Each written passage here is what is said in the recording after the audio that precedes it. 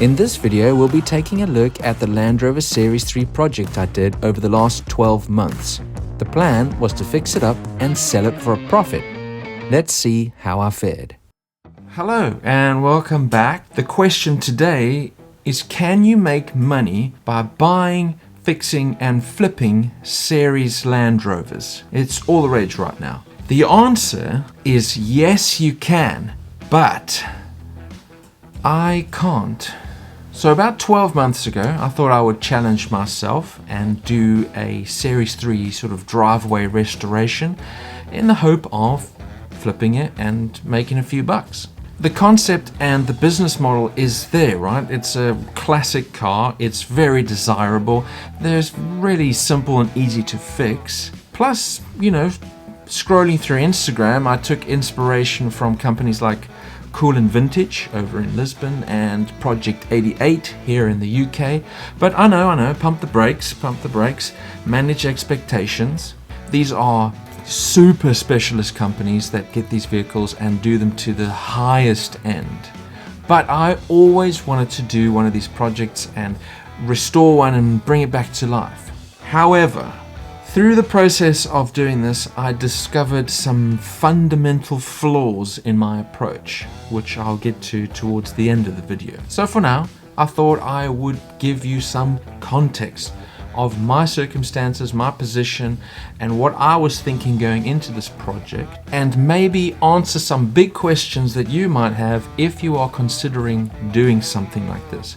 So sit back, relax, let me pay some dumb tax for you so that you can learn from my mistakes, and hopefully they will help you before you even start something like this. I am not a mechanic. I have more enthusiasm than I do actual skill, and I happen to be cursed with an eye for detail and perfectionism without the ability to actually achieve it. Reach for the stars and hopefully you land on the front porch. I do not have facilities. I do not have a workshop. I don't have a massive tool inventory, and I'm not connected in the automotive trade. So if I need a job doing spray painting, engine work, something that I have to outsource, I have to pay full retail price. I will just add though, if you're wanting to do a project like this just for you and not for financial gain, you're not interested in selling it, you just want to do a vehicle for yourself, it's an entirely different experience if you have some space and you have time. First big question, how difficult is it? Well, if you're a mechanic with a workshop that's fully tooled up and you've got the experience and the expertise, it's a piece of cake, right? They're simple vehicles. For a driveway restorer like this guy, it's tough. Particularly if your driveway is slanted and it's not covered, you're working out in the elements, it really limits you with what you can do. Specifically here in the UK, we're fighting the weather. The weather is terrible. It's really difficult to do a job outside. I mean, I'm lucky to just have a garage I can work out of, but if you don't have that and you're just working out in the elements, that's really tough. That's really something to consider. I also constantly found myself in a position where I didn't have the tools. So I either had to spend money and buy the tools and teach myself how to use it, or pay a professional to do the job. Again, costing time, costing money. All of these things affect your little bit of profit that you can hope to make. Next big question is, how long does it take? Well, how long is a piece of string? It just depends on your abilities. For a professional with a workshop, you could probably, depending on the severity of the restoration, you could probably knock something out in a couple of months. But for a full nut and bolt restoration, even if you are a pro with space, I would say a minimum of 6 months. It's always going to take longer than you expect. There are always delays, so don't get sucked into that whole American car show thing where they can turn a car around and fully restore it in one episode. That is fake news. Question number 3 is, how much did I spend? Ooh, boy, a lot. I was somewhat self-aware going into this project of my limitations as a driveway restorer. So I unfortunately couldn't get a series vehicle that had been sitting in a hedge or a blackberry bush for the last 25 years that somebody just wanted $500 for, and I could start from the very bottom and build this thing up and make a much bigger profit. I didn't have that luxury. I wanted to get a vehicle that I could quite easily add value to see if I could flip and make a little profit. So after some searching, I bought a little vehicle called Yui. If you've been paying attention to this channel, you would have seen he's a 1973 Series 3 2.25 petrol short wheelbase with a cab. I really like the look of this vehicle. It sort of ticked all the boxes for me. I might have overpaid to begin with, but I bought Yui for £7,100. The only problem was he was in North Wales, so I had to spend £320 getting him on the back of a flatbed and delivered to me down here in the southeast. Then it was £184 for 12 months insurance, so I could drive him around, move him around, take some pictures of him. Otherwise, you could just sawn it and you could just strip it down and start from nuts and bolts. But that wasn't my aim with this project. I then put in a seatbelt kit for £100, new rear cab window rubbers for £30, new windscreen wiper arms for £28, door cards for £50, which excluded the pull handles. Those galvanized pull handles were £22.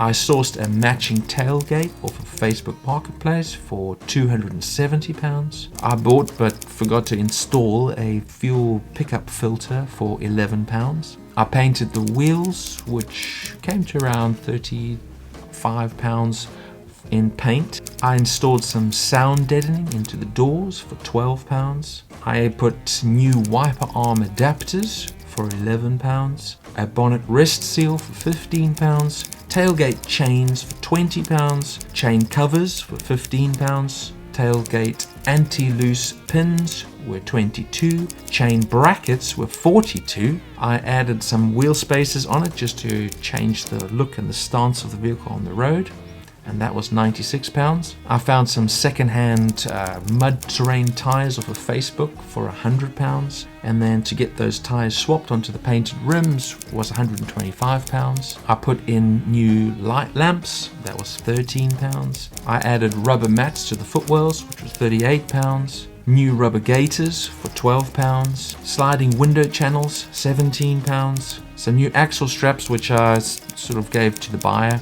but never had the chance to install, and they were £25. I had to eventually put a new battery in because from standing the battery went dead, so I put in a new battery for the buyer for £95, and the little bit of welding that I had done on the chassis was £75. Some other costs like sandpaper, masking tape, all those kind of ancillaries and gloves and things came to around £30 odd. A ton of the work was just hard graft, scraping, scrubbing, just elbow grease, but I haven't included any labor in the costings of this project.